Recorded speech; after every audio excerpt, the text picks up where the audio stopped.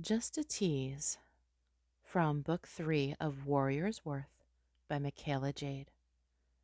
Gareth was twice his normal size. She had seen his demon form, but had never seen this rage.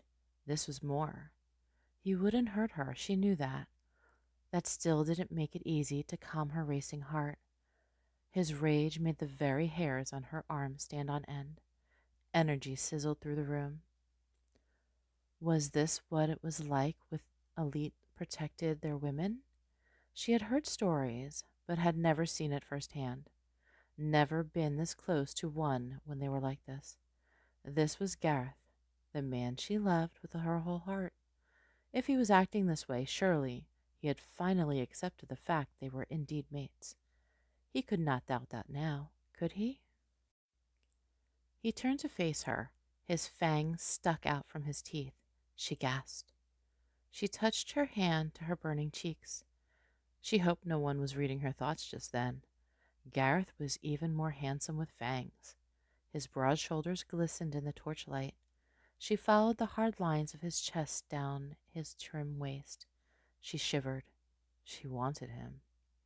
It was inappropriate, but the pull was so strong. She pulled herself up to sit, and he lifted her the rest of the way. His hesitation didn't surprise her. She had never been this weak, and it scared even her. She knew this wasn't Gareth. Oh, it was his body and his voice, but not his actions. He would never treat her this way, and never in front of others. She hid her smile. Gareth may have mostly ignored her these past few months, but he was never disrespectful. She rested her head on his chest and communicated to him. I know this isn't what you want, but I'm more concerned with surviving. Can't fight it, can't hold back.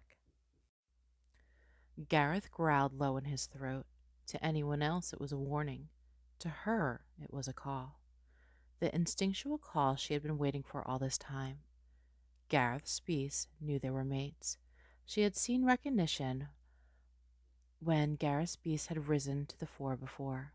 For whatever reason, Gareth refused to believe it. I want no audience either, but what choice do we have? I'm not strong enough yet to fight them. We need time. Megan sent him. Can you give us that? His teeth sunk deep into her flesh. The magic took over. She let it surround her and comfort her. Gareth bared his soul to her.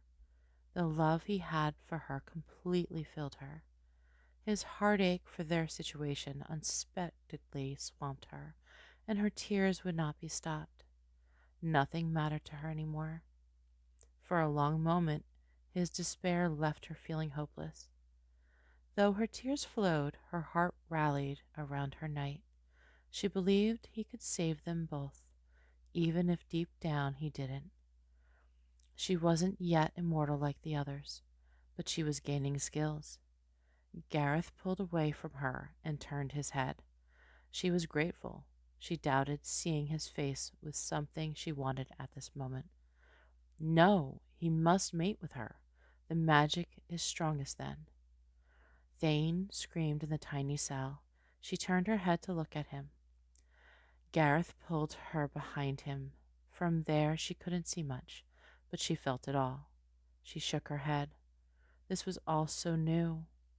She could feel everyone's feelings, but she couldn't keep them away.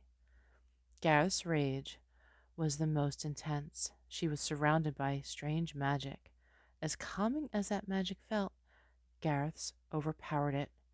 Evil like nothing she had ever felt before hit her with force. The only name she could put to it was Lord Thane. Dark, icky, thick, soul-crushing, nasty. The blackness in him felt like tar blanketing everyone and everything in the room.